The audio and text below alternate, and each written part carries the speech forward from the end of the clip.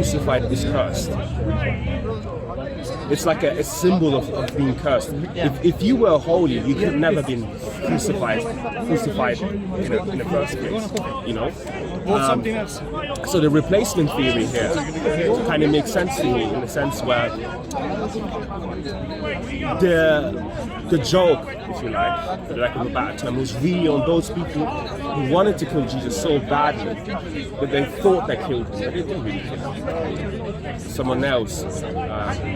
What about like at the end of the crucifixion when they stabbed him on the side and blood and the water come out? Yeah. If you do like you've done a lot of research, I can tell, but I was looking into the scientific, alignments that actually like follows, like whenever you die, water will come out, and that's recorded in the Gospels. Yeah. So like there's the scientific evidence is there for him actually dying, his physical body. Yeah. Yeah. I mean, as a Christian, or like I think as like Muslim too, actually, like there is ever somebody that's dead, and especially the whole like to go to. Like this is what I'm trying to say. I'm not even surprised that today there are people who believe that Jesus died on the cross, because if the Quran says that he made who appeared to be, then it is kind of also in a weird way confirming that the person that was on the cross, for many people they believe it was Jesus. So in a sense there is no contradiction in that. However, the Quran gives like a caveat to it and says, look, this is the background story. Imagine like a camera there's looking at the event from a perspective that no one else was able to. Yeah. And now that director's cut has reached us and is telling us, look, this event did take place, and yes, there were people who believed it was Jesus. So that's why I'm not in conflict with the idea that some Christians believe that Jesus was on the cross. It's just that again, like, God saved Jesus from that. I understand also the romantic and very powerful imagery, the idea that if Jesus is God, comes down on earth and sacrificed himself. I mean, altruism, right? Giving yourself up, it's one of the beautiful actions a human being can do, like selflessness.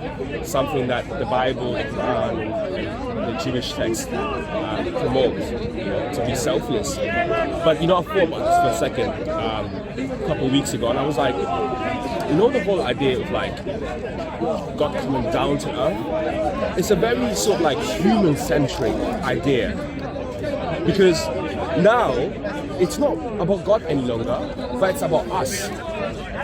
Meaning, God came to us to save us, So like the love and appreciation and dedication to God is reversed, because now the focus is on like God coming to human. But then I was like, but is it not really, if you think about this, and what religion is all about, for lack of a better term, religion is all about getting human to God. So it's us going to God, as opposed to God coming to us. Because it's an active step that you take. You take an active step towards God. So this is why, because I was Christian before as well, that's why I kind of like struggle a bit with the idea of like... We are his favorite creation. We are indeed, but it would still require us to make this step, and like... And this is now getting into cosmology and like all these things, right? Like the idea that something like a being like God entering the world in whatever form it is, whether it's not his essential form or it's a symbol of him. I'm not too fussed about symbols. I believe that symbols can, like, so we can see symbols. I mean, this is the greatest symbol of God, right? Like that God exists, but that a form or a more intimate form of God entering this world, cosmologically speaking. And I think this is one of the issues that we fail to address when we talk about theology, because theology is just the idea of like how is God, the nature of God, right? But then, because we're talking about a location, we're talking about locations, we're talking about time and space, cosmology has to be also included. And in terms of cosmology, do you believe in angels? Yeah, I believe it. Right. Like, we know that angels in their actual form, in order to see them, they have to reveal themselves. They're not. We can't see them just like trees, right? Yeah. And the reason why is because they operate and exist in a different dimension to us, right? So the same thing applies to any other celestial beings or celestial realms. They're not just open to us to like view them. They're openings to them. But then usually the journey is from bottom to top, right? Meaning, if you know Ezekiel, when he saw the angels, he was traveling towards the heavens. You know? It was a journey towards the heavens. So that's why I was thinking about. I was like, so this whole idea of like God coming to earth just seems too human to me. It's a human conception. It's like we're the center of the universe and God comes to us. You know? And I don't know, what do you think about that? Well, as a fellow human, I can understand like your thinking. It may make sense, but at the end of the day, we are human, and we don't understand God's ways. We never will. So I don't think we should put our own parameters and expectations of how God should act, or how God should carry out things, because He's God. So if He wants to come into human creation, I think He's all powerful enough to do that. He's done something similar to it before in the past, like coming into a bush and speaking to Moses. So I mean, I don't think that. But you know the translations in the Bible actually said it was a representative of God that spoke in the bush, meaning it was an angel that spoke in the bush as representative, because when you see in the Bible when it says il, it usually refers to an angel. So an angel spoke as a representative, being the symbol of God. That's what the Bible says. So, and a friend of mine told me this, a Christian friend. So I'm like, well, a lot of Christians actually believe that was God speaking in the bush, but it wasn't. If you read it carefully, it's an angel speaks on the behalf of God. So that's what I mean by it. It's not about can or can do, right? Okay. I'm saying I'm with that. there are certain structures that God has put in place on how the universe functions, right? And these structures have been put in place for like apparent reasons. And the apparent reasons is to find God. You know, when you're put on earth and you're a baby, if your parents were atheists, there's a high likelihood that you become an atheist. Yeah, of course. Right? Yeah, 100%. High likelihood. It doesn't mean you could be Muslim, you could be anything. But so, for each individual that's placed on earth, the journey is back home. You're journeying back home. And that journey to back home requires sacrifice, it requires time, it requires energy. And this is the whole purpose of like us being here in the first place, is to be tested and is to find God. So because of that, to find God, for some people it's very easy. Some people look at the sunrise, right? Some people have traumatic experiences. They have a car crash. Some people witness prophets, prophets coming down and telling. So there are. Wait, do you believe in modern day prophets? No, necessarily. I know, but like, how do you define prophets? Because I know some Christians define prophets slightly different. But like, in terms of a prophet who has been assigned by God, who upholds a message that was sent before, I think that has finished, because we are in the eschaton, meaning this is the end times. So there's no prophets coming any longer because we've received all the messages before, predicting and warning us about this time that is to come. But I'm awaiting the Messiah. I'm awaiting the Messiah to come back, which is Jesus Christ. And I believe he will come back and he will fulfill his mission that he wasn't able to do, or he was not meant to do. You know, and that way, if you think of it chronologically, I'm not trying to do the whole logical thing, because you're right. In that sense, God can do whatever he wants, you know. But I'm just saying that there are certain things that it's not that God can't do them. It's like, can we bear them? Look at the story of Moses we're telling you, right? You said Moses, so say Moses spoke to God, or represented God. Yeah. And then he says, reveal yourself to us. Right? He says, reveal you. I want to see you. Look what happens. He uses his marbles, boom, gone. Right? Why? Because that energy to exist, with, like in its pure form, or like a quarter of it or half of it in this world, it's just simply not possible. And the reason why I believe this even strongly, I might have biases, is because when the Prophet Muhammad sees Gabriel in his actual form, right? He says, Gabriel, I look to the west, I look to all directions. He was consuming the entire horizon. He was consuming my entire vision, you know? And that's just to show you, that's Gabriel, right? Like, the angels that are even more mightier in strength, okay? Not in hierarchy, but in strength. Okay? Yeah. We have like these angels that carry the throne. Now, I'm not trying to... Wait, let's talk about that. So, you're saying that when Muhammad saw, in your perspective, Gabriel, he said I look to the west. Yeah. What about the hadith that talks about Gabriel, Muhammad being scared of him, pressing up against him, him running home back to Khadija, and being scared of the celestial being? Yeah. So there's two encounters that he has. One of them is when he gets pressed. The first one. Yeah. But Gabriel, or any angel, they reveal themselves in different forms. Sometimes angels come as humans. We have the story of Lot, Abraham and Lot, Sodom and Gomorrah, right? Angels came to Gomorrah as humans. But in reality, well, I don't know if they're humans or not. No, they're not human. Yeah, I know. They appear as humans, right? The same thing with Abraham. When Abraham gets the gas and gets told that he's going to have children again. How do we know they appeared as humans? It's because the scriptures say that.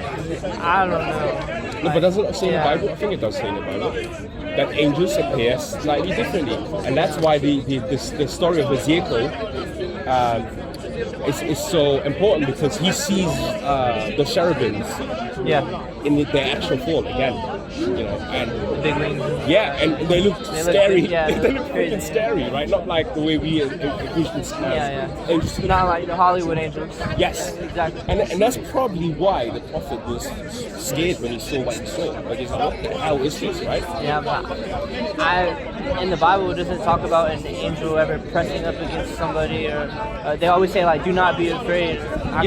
For apparent reason. But what about Jacob? Jacob wrestled with it. Jacob wrestled with an angel. Right? Are you aware of that? I need to read that. You're fresh into this. So exactly. You'll take your time. But Jacob wrestled with an angel. So there are like these I've heard of that before, but I haven't necessarily read that before. I think some translations said he's wrestled with God. But that's the problem.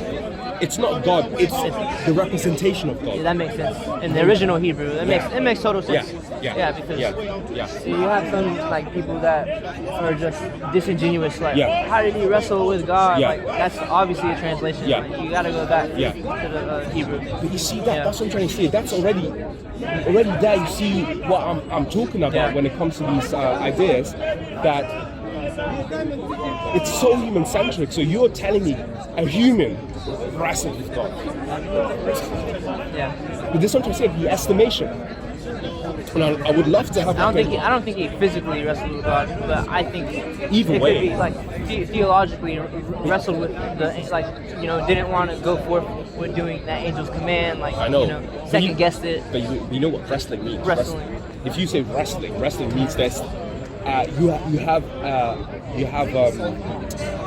have an opportunity to offer resistance. Exactly. Right? Yeah. So it's allowing you to be. I'm saying you can't wrestle with God whatsoever. I mean, it just depends. I mean, When you struggle, we all have free will. You know what I I mean? know, but you struggle with yourself. It's the will, your will, you struggle. Yeah. You're not struggling with the will of God.